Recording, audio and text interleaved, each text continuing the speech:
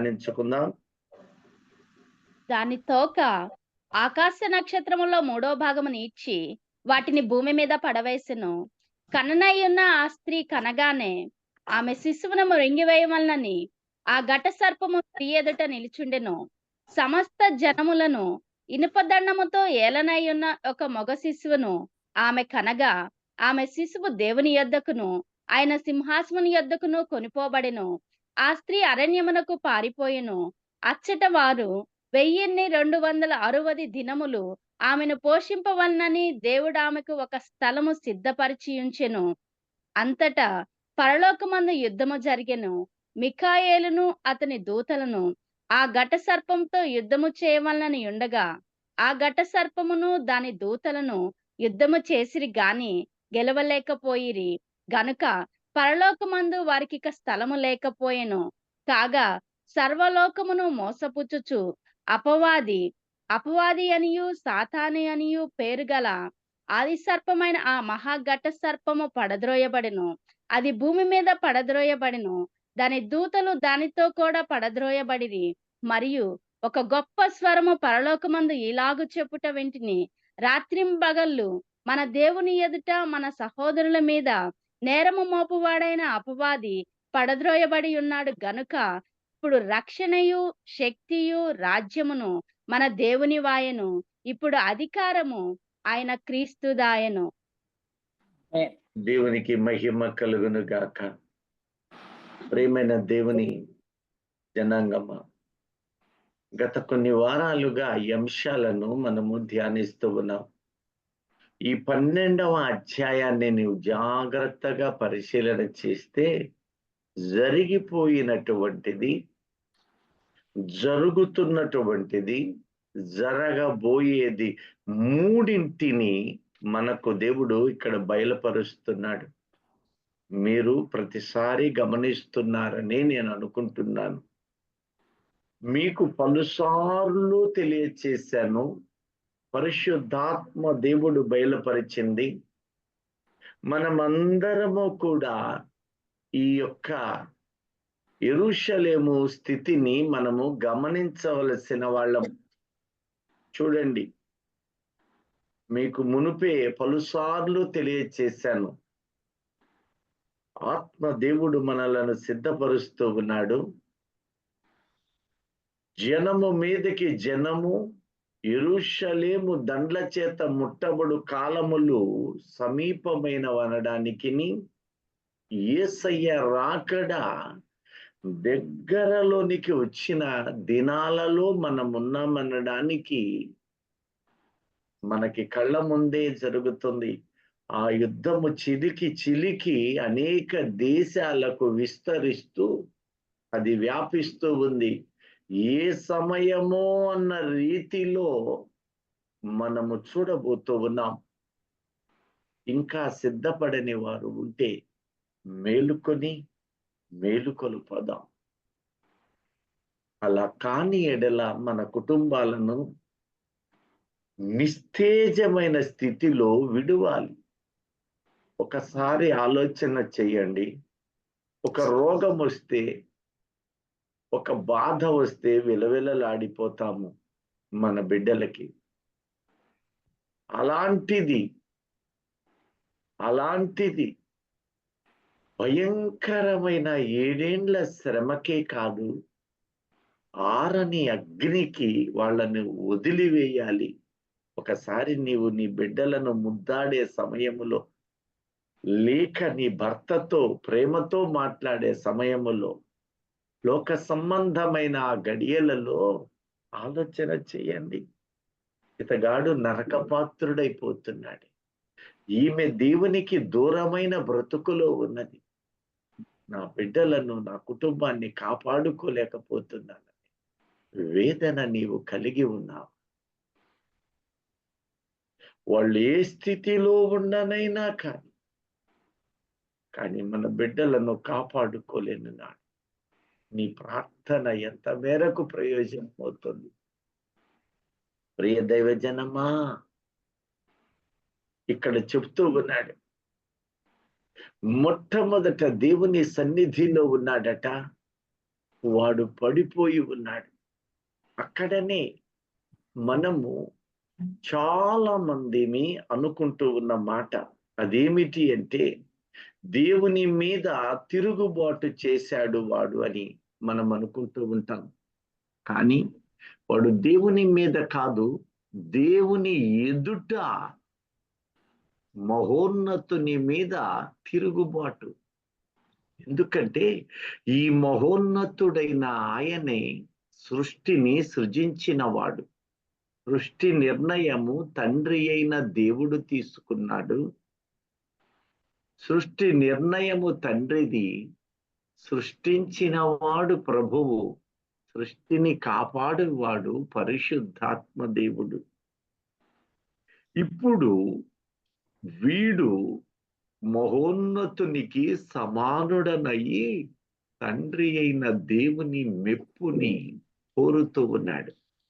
కారణం యెహెజ్కేలు 28లో ఉన్నట్లు,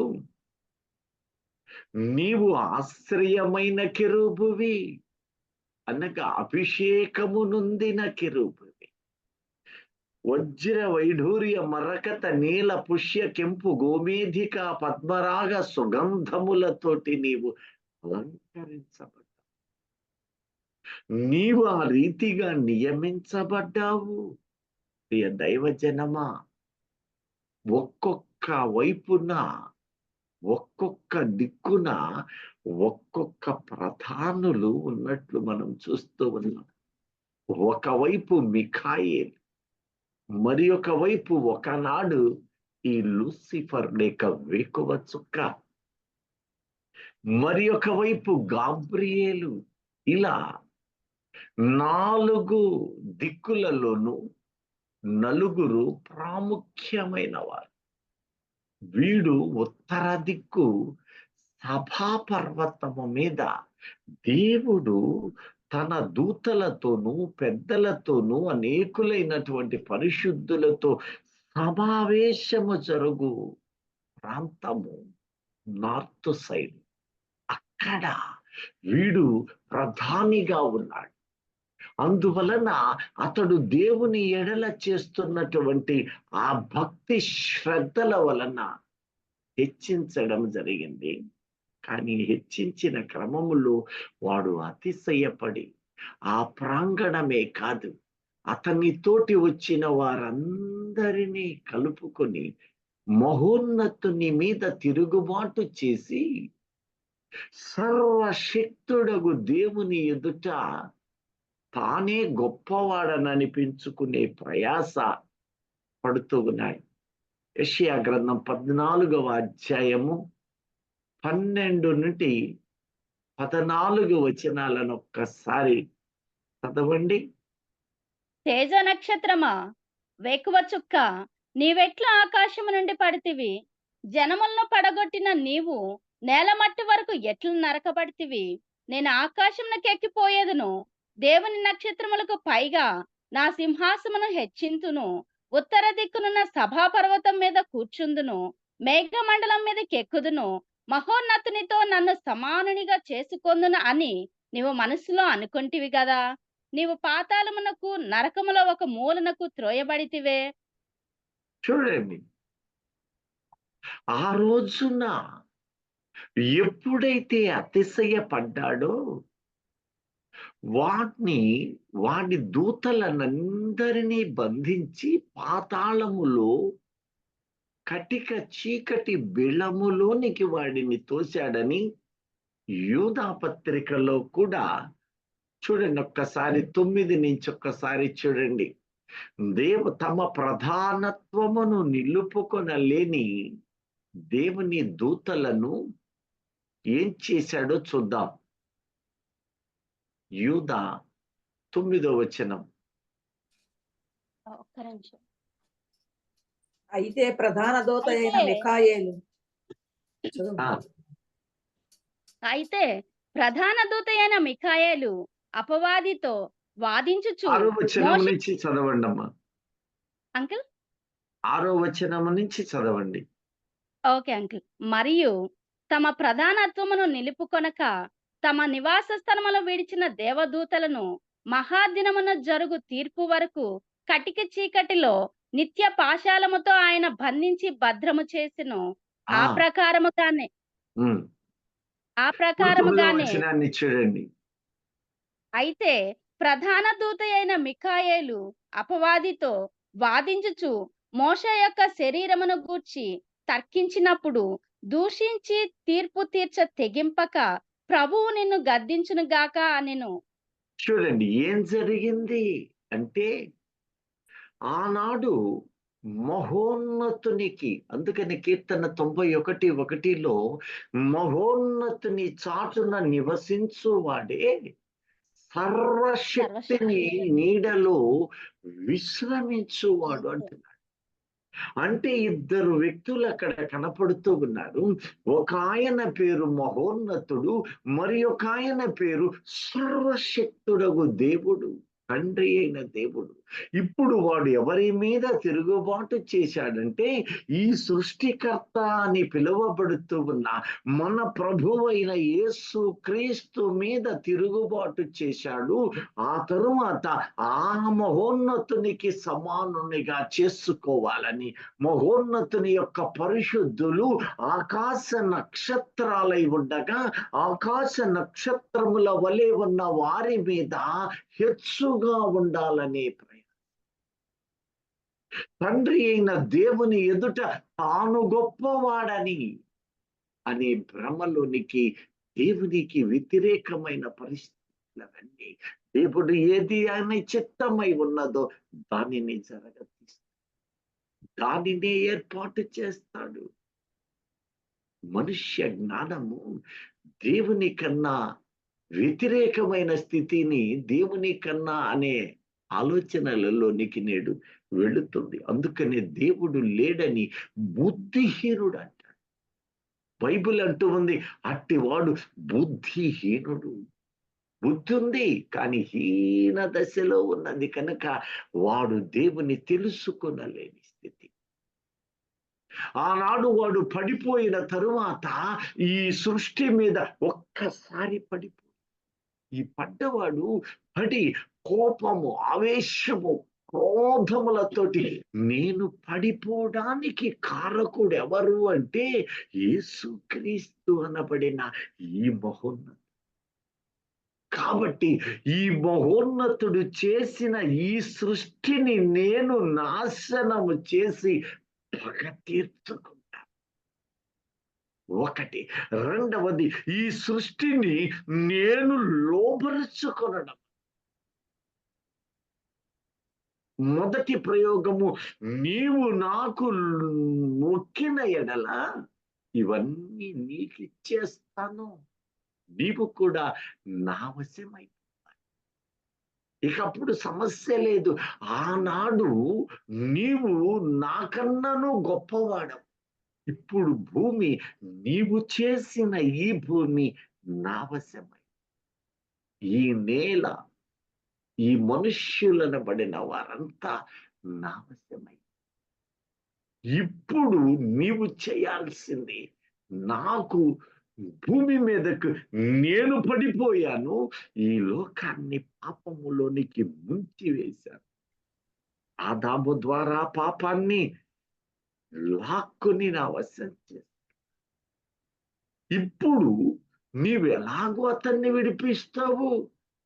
పాతాళము నోరు తెరిసి మింగే విధంగా పాతాళమును వశం చేసుకున్నాను. కారణం, ఏ దేవుడైతే నీ మాట విని పాతాళములో కటిక చీకటి బిళములోనికి నన్ను వేశాడో, ఆ పాతాళమంతా నా వశమైపోయింది.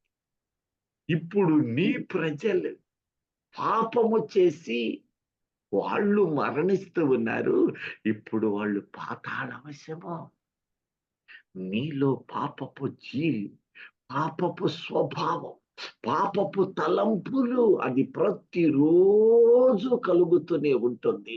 అయితే దేవుని వాక్యము నిన్ను ప్రతి దినము వాక్యము ప్రార్థన ద్వారా, ఇందాక దైవజనుల నోటి మాట, చక్కని మాట, వినుట వలన విశ్వాసం, నీవేది వింటే ఆ విశ్వాసానికి నీవు లొంగుతావు.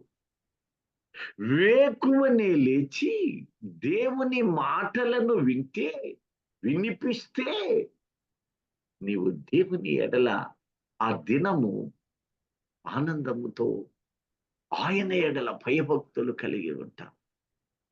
నువ్వు ఉదయాన్నే లేచి లోక సంబంధమైన వాటికి హృదయం ఇస్తే అవి నిన్ను బలవంత పెడుతూనే ఉంటాయి. నీవు దేవుని మాట విన్నా కూడా బయటకు వచ్చి లోకానుసారమైన మాటలకు చెవియొగ్గి వాటిని ముచ్చట్ల రూపములో దిగితే అవి నిన్ను ఖచ్చితంగా ప్రలోభ పెడతాయి. ఆ పొందిన విశ్వాసము ఈ లోకపు బలముతోటి కొట్టివేసుకుంటున్నావు నీవే. నీ ప్రార్థన శక్తి 1 గంట 2 గంటలు దాటి వీక్ అవుతుంది. అది అవ్వకూడదా?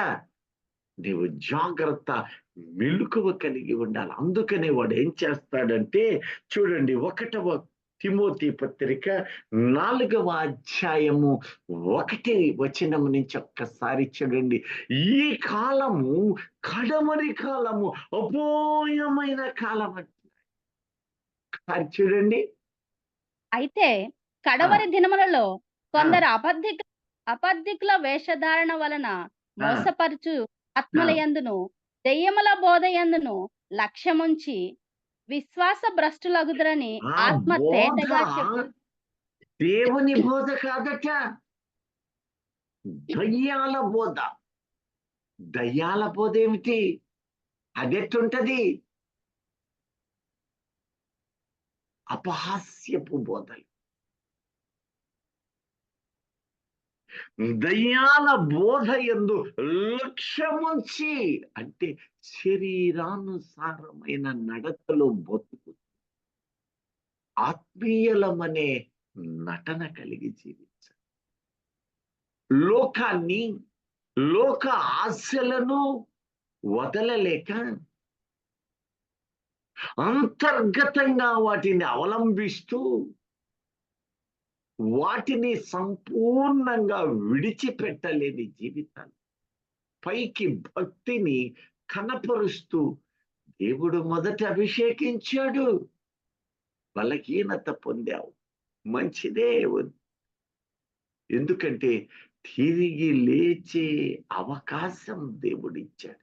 నీవెప్పుడు ఎక్కడ ఎలా పడిపోయావో, ప్రతి దినము ఏ రకంగా పడకూడదో నిన్ను నీవు పరిశోధన చేసుకుంటూనే ఉండాలి. కడుక్కోవాలి. మరకలవి క్షమించమని ప్రాధేయపడి అడిగితే ఆయన క్షమించే దేవుడు. ఈ రోజున లోకం ఎలా ఉందంటే, రాకడేంటయ్యా, పాపమేంటయ్యా, పాపమేంటి అసలు, అన్ని దేవుడిచ్చాడే అనుభవించడానికి కాదా? అన్ని ఇచ్చాడే. వాడి వాదన కూడా అదే. సాతాను ఏంది ఉద్దేశం? వాడి ఉద్దేశమే అది. దేవుడు అన్ని ఇచ్చి ఈ నరులను చేద్దాం, ఇది చేద్దాం, అది చేద్దాం, సృష్టినిద్దాం.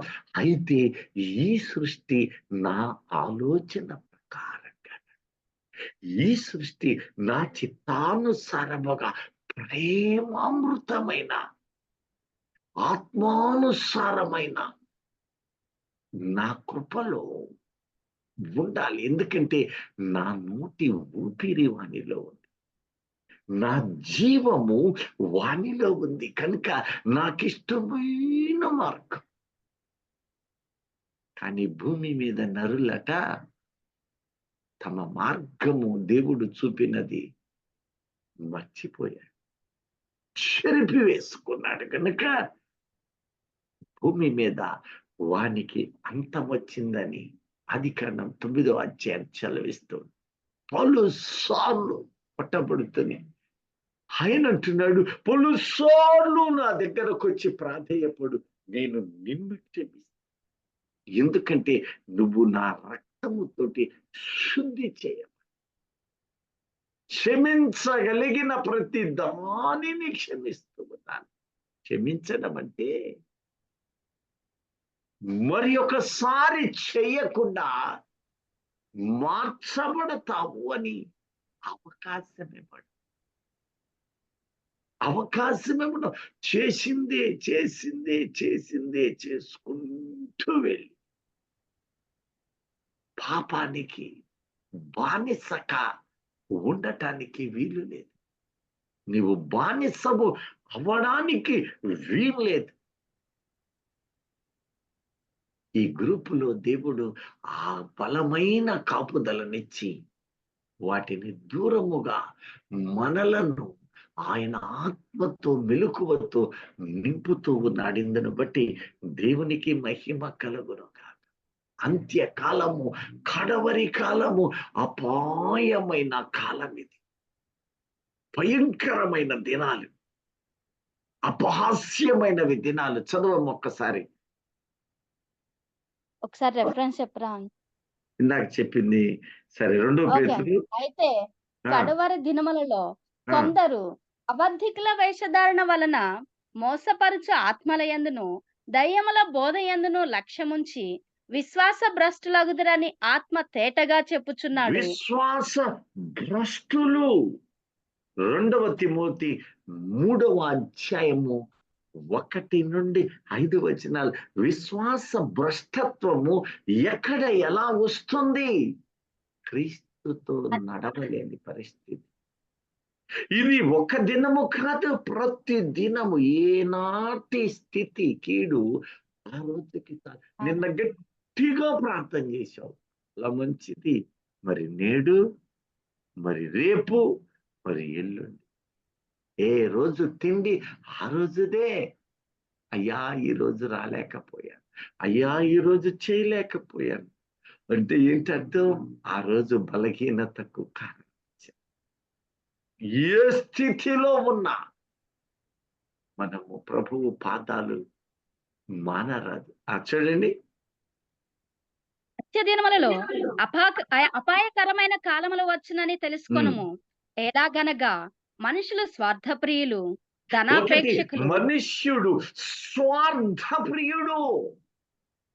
ఎంత కమ్మని మాట. మనుష్యుడు అంటే అందరూ స్వార్థం. ఎంత భయంకరమైన మాట అంటున్నాడు. ఇప్పుడు మన విశ్వాసిగా ఉన్న నీలో స్వార్థం ఉందా? స్వార్థం అంటే మరేదో కాదు, నీకు కలిగి ఉండి కూడా ఎదుటి వారికి విదిల్చలేని పరిస్థితి. అమ్మో, ఎంతో మంది అంత కూర చేసుకుని పేదోడొస్తే మరి లేదు పో అంత అన్నం పెట్టుకొని, లేదు పో ఇది దాచిపెట్టుకుంటా. ఈ మధ్యలో పిజులు వచ్చినాయి కదా, ఒక వారం 10 రోజులు దాచుకుంటా. ఈ రోజున నిరుపేదలు కూడా వీధుల మట్టి కనబడటం మానేశారు. కారణం అన్ని అపార్ట్మెంటులే, పెద్ద పెద్ద బంగళాలే, బోర్డులు. ఇక్కడ కుక్క ఉంది, అక్కడ వాచ్మెన్ ఉన్నాడు. ఇక నీ ఇంటికి ఎవడొస్తాడు? నీ ఇంటికి ఎవడొస్తున్నాడు? దానం, సహాయం ఒక రకమైంది కాదు, అనేక విధాలుగా ఉంది. అనేక విధాలుగా ఆ క్రియలలో నీవు సంపూర్ణత పొందాలి. అయితే మొన్నటి దినాన దైవజనులు చెప్పిన మాట, మోసము, అక్రమము, అన్యాయము చేసిన వాటిలో నుంచి దేవునికి ఇచ్చే ప్రోగ్రాం పెట్టకు. అది నీకు, నీ బిడ్డలకు ఒక దినం చేటవద్దు. ఇప్పుడు నువ్వు మారి ఉండవచ్చేమో. ఒకవేళ నీవు తప్పు చేస్తే ఒకనాడు నీ ఇంట్లో మూటగా ఉన్నది, నీ ఇంట్లో ఉన్నంత కాలం దాని వడ్డీనే నువ్వు ఇస్తావు. అది పాపపు సొత్తే. దాన్ని మొదట తొలగించి సంపూర్ణత అనేది మనము పొందుకోవాలి. మనలో అట్టి వారు ఉన్నారని నేను అనుకోలేదు. మనము దేవునికి ఇష్టముగా మన గ్రూపుని మార్చిన దేవునికి మహిమ కలుగును గాక. దేవుని వేలెత్తి చూపని వారిగా ఈ గ్రూపులో ప్రతి బిడ్డను ఉంచుతూ ఉన్నది. అపాయకరమైనది.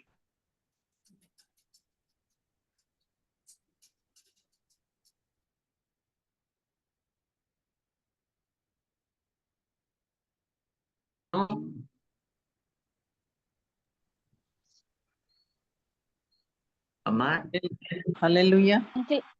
అంకుల్ కట్ అయింది. స్వార్థ ప్రియులుగాను, ధనాపేక్షకులు. 2 ధనాపేక్ష. ఈ ధనాపేక్షట సమస్త కీడులకు అది మూలమంట.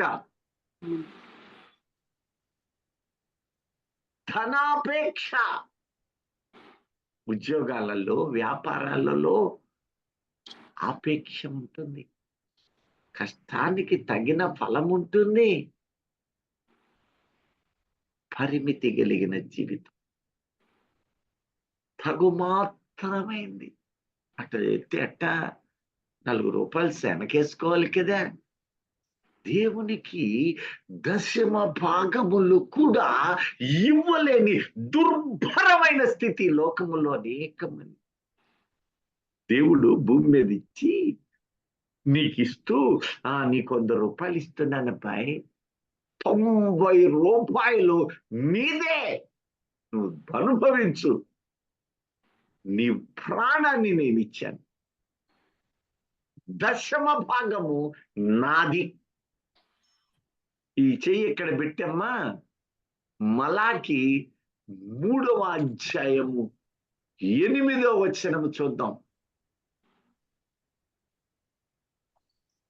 చెయ్యి అక్కడ పెట్టి మలాకి 3:8 చూడండి. లోకము ఎంత భయంకరంగా ఉందో. మనమైతే దేవునికి దశమాంసములు ఇచ్చువారిగా అనేకులు ఉన్నారని, డబ్బులోనే కాదు సమయములో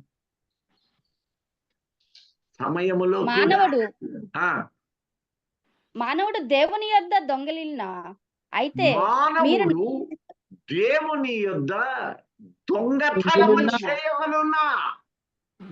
చేయలేడు కదా అంటూ ఏమన్నాడు చూడండి. అయితే మీరు నా యొద్ద దొంగిలిద్రి, మీరు నా దగ్గర దొంగతనం చేస్తున్నారు, అది నా డబ్బు అని ఆయన చెబుతుంటే, ఆ మధ్యలో లోకస్తులు అంటారు, వదిలిపెట్టలేక నా దగ్గరకు ఒక మనిషి వచ్చాడు. అన్ని బిడ్డలన్నా చదువుతున్నారు కానీ ఉద్యోగాలు లేవు. పనికి మాలిన జ్ఞానం అయిపోయింది.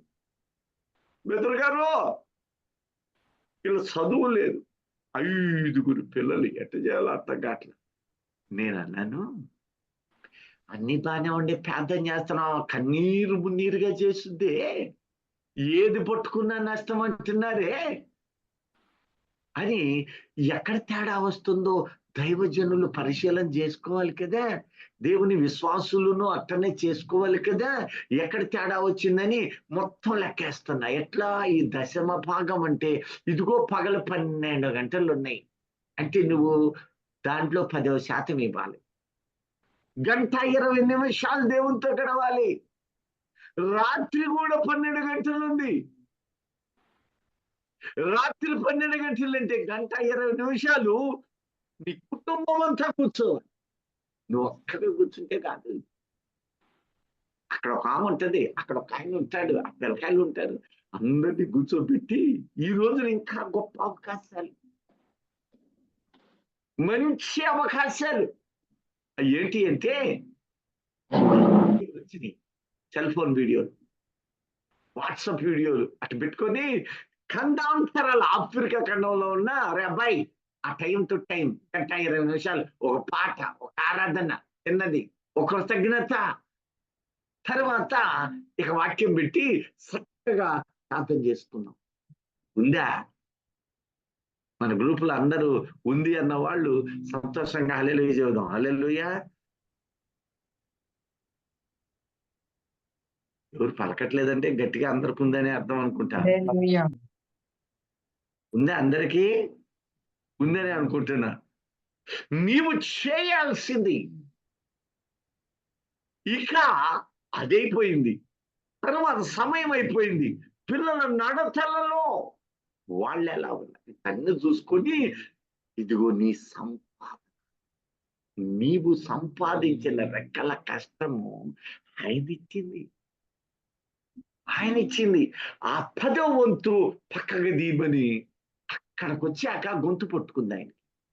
అంటాడు, అయ్యా 10% ఇస్తే 5 సంతానం, అదిగో మా మామ మత్తలో నా భార్య గంపెడ సంతానం అయ్యా, దశమాగం ఇస్తున్నావా అది చెప్పవయ్యా అన్నా. అంటే అంటాడు, బ్రదర్ గారు అది చెప్పు అనగానే అనేసాడు. వెరీ గుడ్, ఎంత ఇస్తా? అప్పుడు డౌట్ వచ్చింది. డౌట్ వచ్చి ఆత్మదేవుడు ఎంత ఇస్తున్నాడు అడిగా. ఎంతంటే 2,000 ఇస్తున్నావయ్యా. అంటే దేవునికి దానం ఇస్తున్నావా? సొత్తంతా ఆయనే కదా నీకిచ్చాడు. నువ్వు ఆయన సొత్తు ఆయనకి ఇయ్యకపోతే నీ దగ్గర ఎలా ఖర్చు పెట్టించాలి ఆయనకు తెలుసు అంటున్నాడు సామెతగా. వాత తగిలిన రోజు కాదు, తగలక ముందే మనం మేల్కొన్న వారమై, వాత తగిలిన తర్వాత దానికి పెట్టి ఆయన అంటున్న మాట, వైద్యాలకు పసిపిల్లలో అబ్బో పెద్ద గంపెడ సంతానం వాళ్ళందరికీ నేనన్నాను, ఇన్ని ఖర్చులవి అవుతూ ఉన్నాయే, నా దేవుడు ఏం చేస్తాడో తెలుసా? ఒకసారి పాటించు. ఇది నాది కాదు, దేవుంది నా దగ్గర పెట్టుకొని నేను దొంగగా ఉండాలి. వదిలేస్తాను. నిర్ణయం తీసుకో. ఎన్ని కష్టాలు వచ్చినా దేవుడు అక్కడ నిలబెడతాడు. నా జీవితము సాక్ష్యం గనకే సవాలు చేసి చెప్పగలను. బహు కఠినమైన స్థితిలో బతికాను. ఒకనొక పరిస్థితిలో నేను స్థలాలను కొనుక్కున్నప్పుడు ఆక్రమించేసి మోసం చేసి ఒక పాల డబ్బాలకి పిల్లల కోసం 2,000 కోసం ఒక పెద్ద మనిషిని అడిగినప్పుడు, 2 ఉద్యోగస్తులు బతకలేరా అనే నిందలను మౌనంగా ఓర్చుకొని అలాగే ఆ ఉన్న అప్పుని రెన్యువల్ చేసుకుంటూ దొరికించాట బ్రతికాను. 7 సంవత్సరాలు దినదినము పెంచుతూ వచ్చాడు. ఎన్ని ఉన్నా సరే ఆ దశమ భాగాల్లో నుంచి అది ఇవ్వగా మిగతా చేతులు కట్టుకో. నేను కలిగిన ఆ స్థితిని ఉన్నవాడన కనుకనే ఏ స్థితిలోనైనా దేవునికి ఇవ్వవలసిన కాలము, ప్రార్థనకి ఇవ్వవలసిన సమయము, దేవునితో నడవవలసిన క్రమము ఏది అత్యవసరమైతే తప్ప ఆ మూలబోయే నాడు కూర్చున్నవి ప్రార్థన అంటే ప్రతిరోజు కూర్చోవలసి. ఈ రోజున ఆయన నా గిన్నె పొంగేటట్లు చేశాక ఇప్పుడు ఏడుస్తున్నా అనేక సంఘాల దగ్గర, ఏమిచ్చి నీ రుణం తీర్చుకునేదయ్యా, ఎంత గొప్ప దేవుడవయ్యా, దినదినము మమ్మల్ని ఆశీర్వదిస్తున్నావయ్యా. ఆ దర్శనమిచ్చి ఎంత ఇచ్చానక వదిలేయి, ఇస్తున్నాను కదా వదిలేయి, ఇక నాకొద్దయ్యా నీ దర్శనం. నేనే కాదు, ఆయన వాక్యమందు విశ్వాసం ఉంచిన ప్రతి జీవితానికి అలాగే ఆకాశపు తూములను విప్పుతాడు. వర్షం కాదు, విప్పుతాడట. ఒకవేళ నీవే స్థితిలో ఉన్నావు, అక్కడ మాట సహోదరుడితో అనగానే, అయ్యో వైద్యానికి ఖర్చులు ఇప్పుడే ఇలా ఉన్నాం, ఇస్తే ఎవడిస్తాడు నాకు సహాయం అంటాడు ఆయన. నేనంటాను, నువ్వు వదిలి చూడవయ్యా, వదిలి చూడు. నీ ఖర్చులన్నిటినీ జాగ్రత్తగా బేరీజు వేయి. దేవుడు నీకు నష్టపోయే క్రమం ఎక్కడుందో దానిని దేవుడు దైవజనులు నీ ఇంటికి వస్తే భోజనం పెడుతున్నావా? అది 1% భాగం. కృతజ్ఞతార్పణలు, కానుక. కానీ ఇది 10వ భాగం. ఇది దేవుడిది. ఎందరికి నచ్చినా నచ్చకపోయినా ఇది సత్యం. నీవు దానిని మరచి ఇంత కూడగట్టినా అది ఏదో ఒక చిల్లి పడుతూనే ఉంటుంది. ఎప్పుడు తెలుసా? కొడితే దిమ్మ తిరిగిపోతుంది. ఆ రోజున ఏడ్చి నీకు ప్రయోజనం ఉండదు. ప్రియ దైవజనమా, యోచన చెయ్యి. ఆ తరువాత ఏమైందో తెలుసా? దినాలు దినాలు దినాలు, మొత్తానికి నువ్వు అన్నావు కదా 1,20,000 ఆ కాలంలో జీతం. 95లో చూడండి ఎంత మంచి జీతగా మొత్తం తీసి పక్కన పెట్టి, ఇదిగో నువ్వు చెప్పావు కదా, నేను చెప్పలా, దేవుడికి చెప్పాడు, ఇచ్చేయి. కానీ వైద్యానికి వెళ్ళే రోగాలు తగ్గుముఖం పట్టి ఒక దశలో మంచాన పడ్డాడు. ఆ వ్యక్తి మంచాన పట్టి నడుమంతా డ్యామేజ్ అయిపోయి నేను ఇక విఆర్ఎస్కి వెళ్ళిపోయే పరిస్థితి అన్నప్పుడు నేను స్వయంగా వెళ్ళి కన్నీళ్లు విడిచి ఆ బోర్ల పండుకోబెట్టి ప్రార్థన, నా హస్తం ఉంచి ప్రార్థన చేసి, ఆ వ్యక్తి గ్రూపులోనే వచ్చి ఉండవచ్చు. సాక్ష్యాలు అవసరమే లేదు.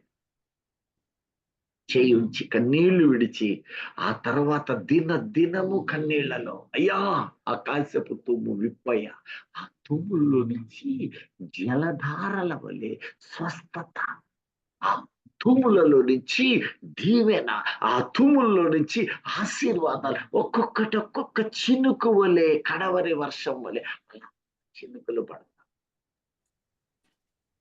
అంతే. ఈ రోజున అంత సమృద్ధిగా అయిపోయి మనవళ్ళు మనవరాళ్లతో కృతజ్ఞతలతోటి దేవుని విడిచిపెట్టకుండా 70 ఏళ్ళు దాటిన వ్యక్తి, 75 దాకా వచ్చిన వ్యక్తి సంతోషంగా నడుస్తూ వెళ్తాడు. గొప్ప దేవుని కలిగి ఉన్నావు. ఎంత గొప్ప దేవుణ్ణి నీవు కలిగి ఉన్నావు. ఒకసారి ప్రియ దైవజనమా, ఆలోచన చేయి. ఆకాశపు తూములను విప్పాలి. నాకు ఉన్న దానిలో ప్రార్థనలో సమయం. అది ఒకరు కాదు, కుటుంబం. వాడు మాయ చేస్తుంటాడు. వాడి డ్యూటీ అదే. ప్రార్థనకు కూర్చోకుండా, వాక్యం చదవకుండా అల్లంతసేపు కూర్చొని ఆరిపోయే స్వభావం. ఆ స్వభావము నీలో బంధించబడాలి. వాక్యం అంటుంది, నీవు భూమి మీద దేనిని బంధిస్తావో పరలోకములో నేను దానిని బంధిస్తాను అనగానే అనేక మంది, మనం కాదు, మనం తెలిసిన వాళ్ళు, లోకంలో సేవల్లో ఉండేవాళ్ళు, సాతానా బంధిస్తున్నాను, దురాత్మను బంధిస్తున్నాను, వాటిని బంధిస్తాడు. వాటిని ఇంకా బంధించడానికి దేవుడు సమయం ఇప్పుడు కాదు, ఆ రోజు కూడా అడిగిని. సేనాను దెయ్యములు పట్టిన వాడు వచ్చినప్పుడు అవి అంటున్నాయి, పాతాళానికి పంపొద్దయ్యా, పాతాళానికి పంపొద్దు. ఎందుకంటే పాతాళముల్లో అప్పటి వరకు వాటి స్థానం అది. కారణం, పాతాళపు తాళపు చెవి ఆదాము నుంచి యేసయ్య పునరుత్థానం వరకు ఆదాం పాపం చేసి మరణాన్ని తెచ్చిన కానించి అది వాడి స్థలం అయిపోయింది. ఇందాక చదివాం కదా, పాతాళములో కటిక అగ్ని జ్వాలల మధ్యలో కాదు, 7 ప్రాంతాలు కటిక చీకటి బిళములో దాచివేశాడు. అక్కడున్నాడు వాడు. అక్కడికి పంపొద్దయ్యా అంటుంటే, సరే పంపను గాని ఏం కావాలి? అయ్యా అదిగో పందులు. ఇప్పుడు వాడు పాతాళంలో లేడక. పాపం చేసిన వారికి వాడు పాతాళాన్ని పెట్టుకొని ఉన్నాడు. అని వాడి గమ్యము ఆ పాతాళ లోకపు తలపు చెవి యేసయ్య మరణము విడుదల ద్వారా, పునరుద్ధానం ద్వారా తన హస్తగతం చేసుకున్నాడు. ఆయన తన హస్తగతం చేసుకున్నాడు కనుక సమస్తము మీద సర్వాధికారము మన ప్రభువుదైంది. అంటే అర్థం ఏంటంటే ఇప్పుడు పాతాళ గవిని నీ హృదయములో ఉన్న వీలులే. పాతాళ తలంపు, లోక సంబంధమైన జీవితము, శరీరాశ, నేత్రాశ, జీవపు డబ్బాలు, ఇవన్నీ నిన్ను అక్కడికి ఈడ్చుకొని పోతాయి. ఇప్పుడు నువ్వు కింద సంబంధివి కాదు, మనము పరలోక సంబంధి. ఎంత గొప్ప కాపుదల! నీవు దేవునికి ఇవ్వవలసినవి ప్రతిదీ భయభక్తులతో ఇవ్వగలిగి ఉండాలి. నీ కష్టార్జితములో నుంచి ఇచ్చి 2 చేతులు చాపి ఉంటా, పరిశోధన చెయ్యి. నేను నీకు ఇస్తున్నాను. అంత్య దినాలలో జనులు ధనాశ 2 రకాలై ఉంది. లంచగొండి జీవితానికి అలవాటు చేస్తుంటే, మరి ఒకటి దానిని కలిగి పిసినిగుడ్డుతనము కూడా ధనాశను చూపిస్తుంది. ఎందుకంటే అక్కడ కూర్చుకునుట. నేను హానెస్టీ అని విధిల్చాడు. బీదలకు, నిరుపేదలకు, దీనులకు, దరిద్రులు విధిల్చలేని జీవితం లోకములో. అందుకనే ఇదిగో జనములు, ప్రజలు, లోకము అంటున్నాడు. మనలో అలాంటిది లేదని ఎరిగి సంతోషిస్తూ దేవునికి మహిమ కలుగును గాక. మనము వాటికి ఒకవేళ ఎవరిలోనైనా ఉంటే వాటిని తొలగించకుండా పరిపూర్ణులు. ఆ చదువమ్మ, ఇప్పుడు ఇందాక చదివిన మాటలు, ధన బింకములాడువారును, అహంకారులు, దూషకులు, అహంకారమా, తల్లిదండ్రులకు అబ్బో ఇది సామాన్యంగా ఉండదు. అహంకారం, కారాలలో ప్రాముఖ్యమైనది అది కారం. ఈ కారానికి అసలు మితం లేదు. ఇంట్లో వేసే కారానికి మితం ఉంటుంది, కానీ ఈ కారం హృదయంలో ఉంటే నీవెక్కడ తగ్గించబడతావో జనం దృష్టిలో అప్పుడు వస్తుంది ఈ కారం. అహం దెబ్బ, ఈగో, అహం దెబ్బతిని పడి 1 గంట ఎదురు చూడలేవా? 2 గంటల వద్ది కూర్చోలేవా? దినమెల్లా పట్టుద్ది, ఆగలేవా? అవునా? నేనేంటి, నా ఒకప్పటి బతుకేంటి? నా కాళ్ళ దగ్గర బతికినాడు ఒకప్పుడు, వాడి దగ్గరకు నేనా? ఎంత బాధాకరం! ఇలా మనిషి అహములో ఉన్నంత కాలం దేవునిలో ప్రార్థన చేస్తూనే ఉంటాడు, కానీ వీడిలో వాడి మొక్కలు నాటాడు. అవి గురుగులై పెరుగుతాయి. అవి గురుగులు. ఒకవైపు అహం ఉండకూడదు, కోపం, అహము. కోపములో ఉన్న ఒక కోణం అహం. క్షణంలో కోపం వచ్చింది, దాని వెనక ఆ కోపపడుడి వెసలుబాటు ఇచ్చాడు దేవుడు. కోపడండి, పోనీలే అని. పాపము చేయకూడదు. పాపానికి కారణాల్లో ఈ అహం ఉంటది. క్షణంలో కోపం వచ్చింది, పడ్డావు, వెంటనే అయ్యాచిని చేతులు కట్టిన రీతిలో ఉండావా? ఉండాలి. చేతులు కట్టుకునే ఉంటే మొదటి నుంచి ఎలాంటి జీవితంలో నీవు ఉండాలి. దేవుడు హెచ్చిస్తాడు. ఒక చిన్న నాకు జరిగిన ఒక సత్యాన్ని మీ ముందుంచి ఆ చరణమును మొదట ముగించు తల్లి. దూషకులు, తల్లిదండ్రులకు అవిధేయులు, కృతజ్ఞత లేని వారు, అపవిత్రులు, అనురాగరహితులు, అతిద్వేషులు, అపవాదకులు, అజితేంద్రియులు, క్రూరులు, సజ్జన ద్వేషులు, ద్రోహులు, మూర్ఖులు, గర్వాంధులు, దేవుని కంటే సుఖానుభవం ఎక్కువగా ప్రేమించువారు, పైకి భక్తి గల వారి పైకి భక్తి గలవారి వలె ఉంటూ ఆ ఉండియు భక్తిలో ఉన్న దాని శక్తిని శక్తిని ఆశ్రయించని వారనై ఉందురు. చూడండి, వారికి ఇవన్నీ విముక్తుడై ఉండును. లోకాధికారి అంత్య దినాలలో ఉంటుంది. ఒక చిన్న ఉదాహరణ, ఆ కాపరి పేరు నేను చెప్పజాలను, ఎందుకంటే అంతర్జాతీయ సువార్థికులు. అయితే ఒక రోజున నా ఒక సాక్ష్యం మీ ముందు ఉంచుతాను. ఒక రోజు నేను ఒక చోట మీటింగ్కి వెళ్ళి, ఆయన 2వ రోజు పబ్లిక్ మీటింగ్, నేను 3వ రోజు. ఆయన 2వ రోజు చెప్పి, ఆ 3వ రోజు పలానా ఆయనే కదా, నేను ఆయన ఒకసారి కలిశాను అంటూ నేను షార్ట్ మెసేజ్ తీసుకుంటాను, ఆయన కొద్దిగా లేటుగా రమ్మని 3వ రోజు కూడా అన్నాడు. ఎందుకంటే మీటింగ్స్ మా పరిసరాలలో నేను అనగానే ఇక్కడ గ్రూప్ లో ఉన్నవారు కూడా ఉండుంటారు, కొద్దిగా ఎక్కువ మంది వస్తారు. 500 మంది వచ్చేవాళ్ళు 2-3 వేల మందిగా అట్లా దేవుడు నన్ను కృప చూపాడు కనుక వస్తుంటాను. నేను జనం కిటకిటలాడిపోయారు. ఆ ప్రాంగణమే కాదు, ఆ రోడ్డు అవతల ఉండే మైదానం కూడా నిండారు. 3వ రోజు అయ్యగారు బ్రదర్ గారు వస్తున్నారు. నేను వెళ్ళాను, లేటుగా రమ్మన్నారు కదా, అయినా నేను కాదులే కూర్చుందాం అని వెళ్తే అక్కడ ప్లేస్ లేదు. అందరు నన్ను చూసి దోవ, అయ్యయ్యో బెదర్ గారు వస్తున్నారు, దోవ వేయండి.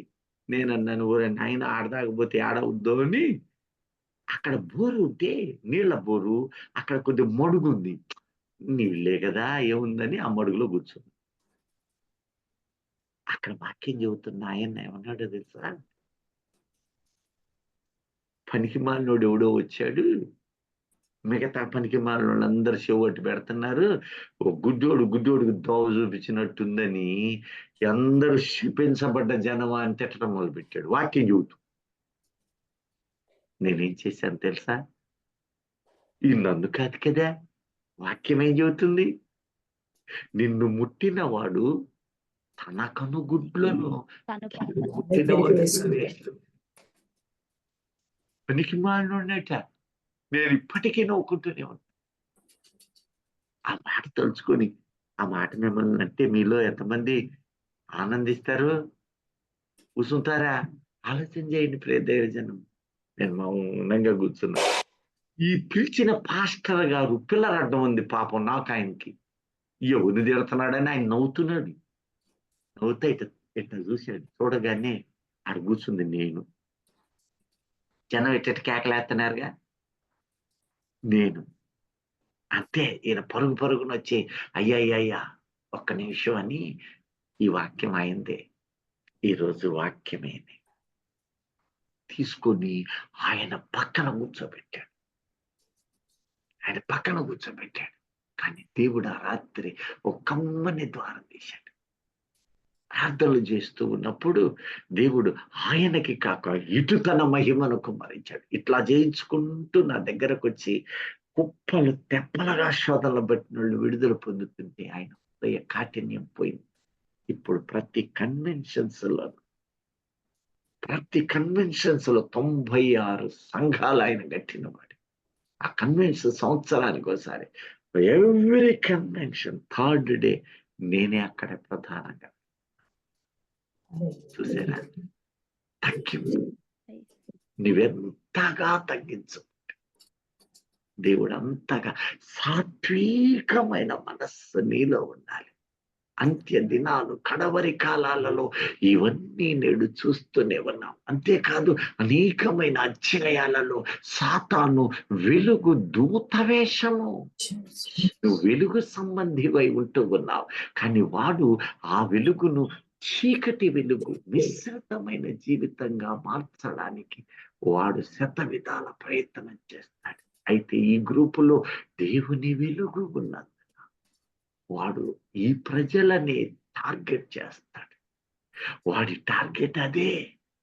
కనుక మనము నోటి మాట, హృదయ తలంపు, ఆలోచనలు జాగ్రత్తగా, అసలు కోపం అనేది లేని వారిగా, ఒకవేళ పొరపాటును వచ్చిన వెంటనే నీవు తగ్గాలి.